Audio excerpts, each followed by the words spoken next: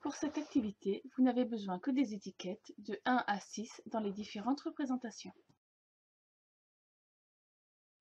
Vous les avez peut-être déjà utilisées pour d'autres vidéos. Pour cette activité, vous aurez besoin de pattes et des étiquettes nombres comme sur la photo.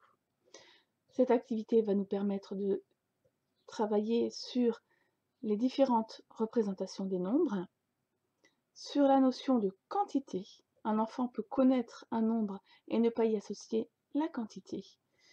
Mais également, cela nous permettra de travailler la notion de partage, puisqu'il faudra faire des paquets. Pour commencer, faites des paquets de 6.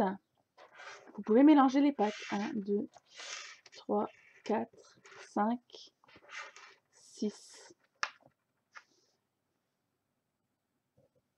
Vous pouvez ou alors prendre des pattes qui sont pareilles. 1, 2, 3, 4, 5, 6. Mais dans ce cas-là, il sera intéressant, pour généraliser, de faire un paquet de 6 autres pattes. 1, 2, 3, 4, 5, 6.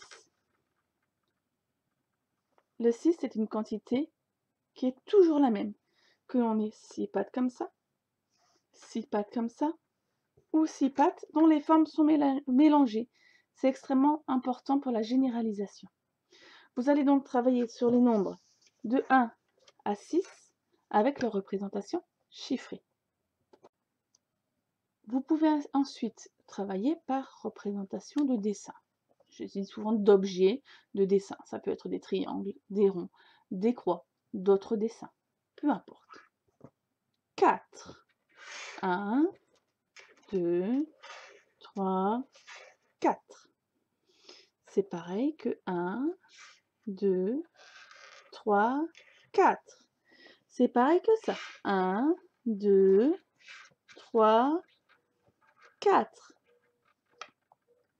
Et vous aurez parfois votre enfant qui va garder la même disposition, puisqu'il n'a pas la notion de quantité, que le nombre corresponde à une quantité.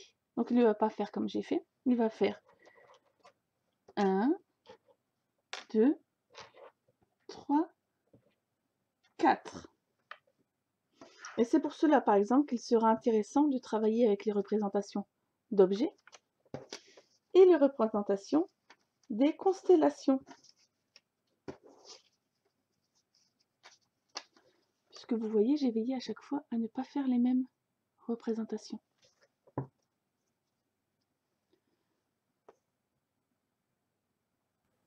Vous pouvez donc travailler de cette manière avec les nombres de 1 à 10. Vous pouvez ensuite, nous l'avons dit, travailler avec les constellations.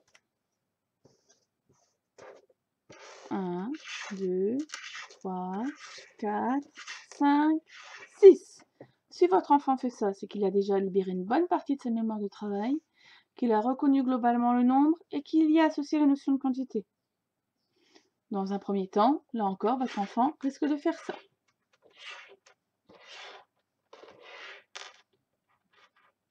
Ce qui sera déjà bien, puisqu'il aura associé cette disposition-là avec cette disposition-là, que c'est pareil.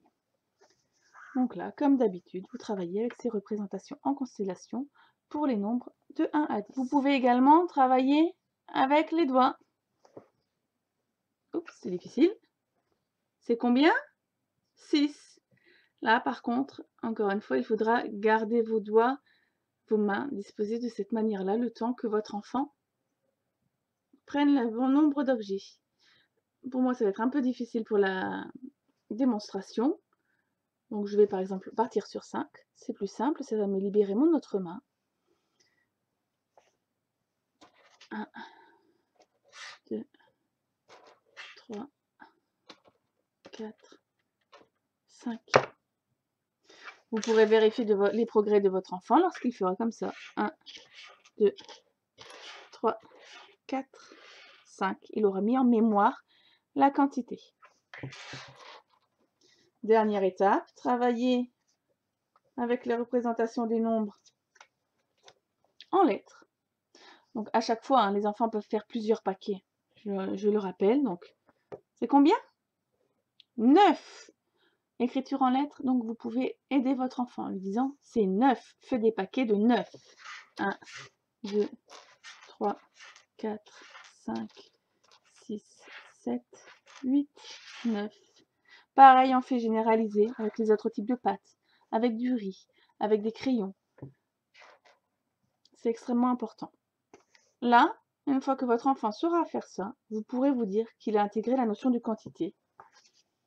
Exactement de la même manière que lorsqu'il saura faire ça. Il voit un nombre, 6, il sait qu'il faut y associer une certaine quantité. Donc c'est que déjà, il aura fait de gros progrès. À vous de jouer!